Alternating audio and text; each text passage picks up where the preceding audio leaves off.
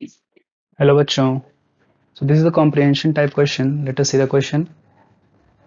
Complex में दिया गया nickel plus two NH3 whole 4 NO3 whole twice dot 2H2. एक हमको मॉलिक्यूल दिया है.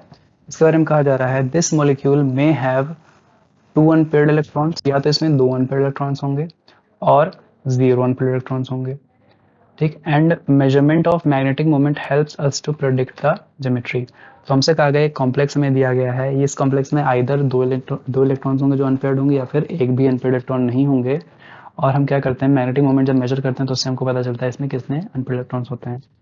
तो क्वेश्चन पूछ रहा है कि अगर जो कॉम्प्लेक्स है उसका मैग्नेटिक मोमेंट क्या है, जीरो है. अगर उसका मैग्नेटिक मोमेंट जीरो हो जाता है तो जो कॉम्प्लेक्स बनेगा उसका फॉर्मूला क्या होगा वो हमें डिटरमाइन करना है. यहाँ पे स्टार्ट करते हैं. फिर क्वेश्चन में क्या कहा गया, ये जो हमारा मेन क्वेश्चन इसमें कहा गया है कि मैग्नेटिक मोमेंट की वैल्यू क्या है, जीरो है. मैग्नेटिक मोमेंट जीरो मतलब वो क्या होगा, पहले तो डायमैग्नेटिक होगा. ठीक है. डायमैग्नेटिक मीन्स क्या है, ऑल इलेक्ट्रॉन्स आर पेयर्ड.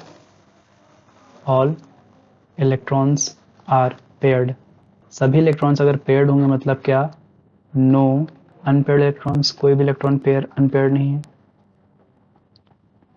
इतनी चीज हमने स्टैब्लिश कर ली. अब फर्दर क्या कहा जा रहा है, अगर सभी इलेक्ट्रॉन्स पेयर्ड हैं तो यहाँ पे क्या कहा जा रहा है कि जो है कंपाउंड का फॉर्मूला क्या होगा. ठीक है ना. अब यहाँ पे हमको कॉम्प्लेक्स दिया गया है, निकल का कॉम्प्लेक्स दिया गया है. निकल का प्लस टू कॉम्प्लेक्स दिया है. निकल का प्लस टू जो कॉन्फ़िगरेशन होता है ये क्या होता है, D8 होता है. ये क्या होता है, D8 होगा. और D8 की कॉन्फ़िगरेशन अगर हम देखें, D8 का अगर हम कॉन्फ़िगरेशन देखते हैं तो यहाँ पे क्या आ जाएगा, यहाँ पे क्या होगा, ये कुछ ऐसा रहेगा 1 2 3 4.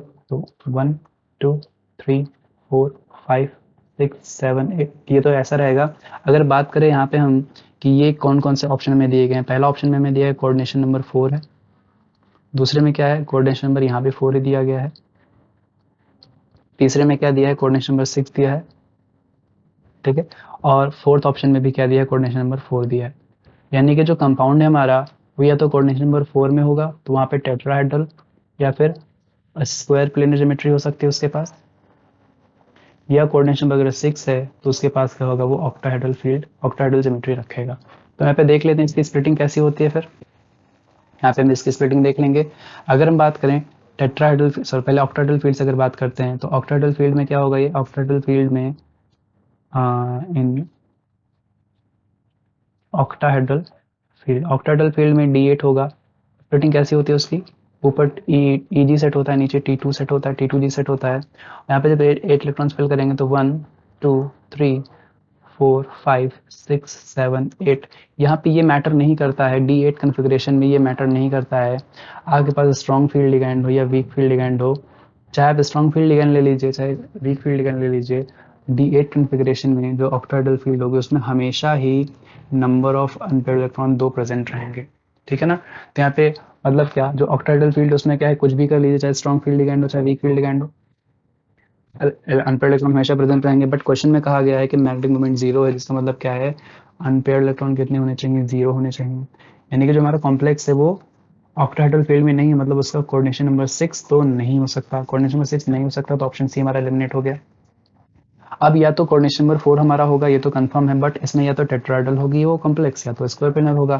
तो देख लेते हैं पहले टेट्राहेड्रल में. देखें इन टेट्राहेड्रल फील्ड में अगर हम देखेंगे, टेट्राहेड्रल फील्ड में क्या होगा, D8 कन्फिग्रेशन. स्प्लिटिंग कैसी होती है, इसमें T2 सेट ऊपर रहता है और EG सेट नीचे रहता है. यहाँ पे स्प्लिटिंग देखेंगे, यहाँ पे इलेक्ट्रॉन स्प्लिटिंग देखेंगे तो 1 2 3 4 5 6 7 8.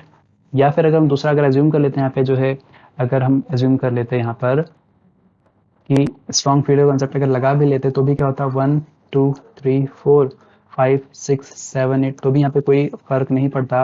यहाँ पे फिर भी क्या होता है, दोनों ही केस में हम देख रहे हैं कि अनपेयर्ड इलेक्ट्रॉन यहाँ अभी भी प्रेजेंट हो रहे हैं, 2 हो रहे हैं.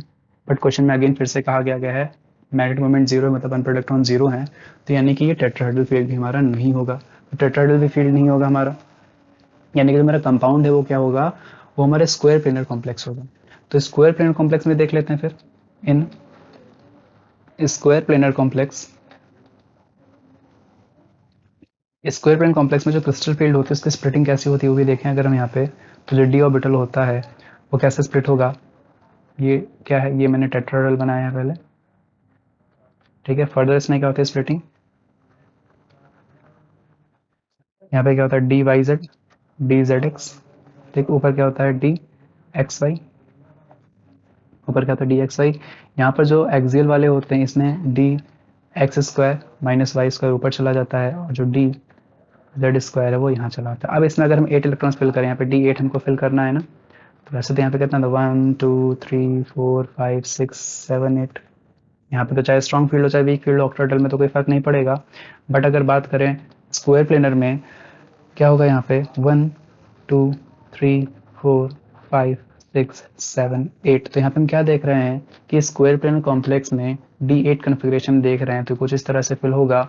और यहाँ पे क्लियरली हमको दिख रहा है कि नंबर ऑफ अनपेयर्ड इलेक्ट्रॉन भी क्या होंगे, जीरो होंगे, नंबर ऑफ अनपेयर्ड इलेक्ट्रॉन्स भी क्या होंगे, जीरो होंगे, यानी कि जो हमारा कॉम्प्लेक्स होगा तो complex must have coordination number 4 and square planar geometry, and square planar geometry.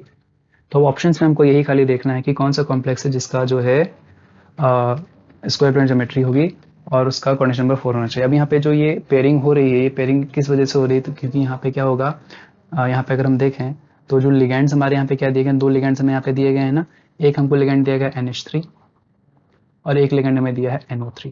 क्या लिगेंड हमें दिया गया है NO3, क्लियरली हमको यहाँ पे क्या पता है, नाइट्रेट है यहाँ पे, क्लियरली हमको पता है कि जो अमोनिया है दैट इज NH3, ये ज़्यादा स्ट्रॉन्ग फील्ड लिगेंड है, इसकी स्ट्रेंथ ज़्यादा होगी, यानी कि जो निकल का कॉम्प्लेक्स होगा उसमें जो कोऑर्डिनेशन नंबर 4 का कॉम्प्लेक्स होगा उसमें क्या होगा, अमोनिया एज अ लिगेंड होगा रादर देन नाइट्राइट। तो ऑप्शन में देखें तो ऑप्शन मेरा कौन सा मिल रहा है, ऑप्शन ए में हमको दिख रहा है निकल का अमोनिया कॉम्प्लेक्स दिख रहा है, टेट्रामीन कॉम्प्लेक्स दिख रहा है, जहाँ पे नाइट्रेट हमारा क्या काउंटर आयन के फॉर्म में प्रेजेंट है, तो ये हमारा ऑप्शन हो सकता है। सेकंड में देखें तो यहाँ पे अमीन भी क्या कहते हैं अमोनिया भी है या अमीन भी है और यहाँ पे वाटर है, तो ये तो इनकरेक्ट हो जाएगा, वाटर यहाँ पे क्या था, वाटर ऑफ क्रिस्टलाइजेशन के फॉर्म में था, तो ये तो नहीं आ पाएगा, तो ऑप्शन बी हमारा इनकरेक्ट हो जाएगा। ऑप्शन सी में कोऑर्डिनेशन नंबर 6 दिया, इसको पहले ही हमने इनकरेक्ट बता दिया था। ऑप्शन डी में देखें तो ऑप्शन डी में NO3 और H2O प्रेजेंट है, फिर से H2O के वाटर क्रिस्टलाइजेशन ये नहीं आ सकता है, तो यानी कि जो हमारा करेक्ट कंपाउंड हो जाएगा, देयरफॉर जो फॉर्मूला होगा कॉम्प्लेक्स का, formula of the complex will be, ये क्या हो जाएगा हमारा, this will be NiNH3 whole 4, ठीक है, ये हमारा कॉम्प्लेक्स हो जाएगा, ये हमारा क्या हो जाएगा, कॉम्प्लेक्स हो जाएगा, जिसपे क्या होगा, ये +2 स्टेट में है, यानी कि इससे +2 चार्ज रहेगा, तो इसको इसका जो काउंटर आयन होगा दैट इज NO3 हो जाएगा ट्वाइस, और 2 वाटर होंगे यहाँ पे क्रिस्टलाइजेशन के, तो ये हमारा कॉम्प्लेक्स हो जाएगा, ये हमारा ऑप्शन ए करेक्ट हो जाएगा इस क्वेश्चन के लिए, ऑप्शन ए हमारा करेक्ट आंसर होगा। I hope you understood, best of luck.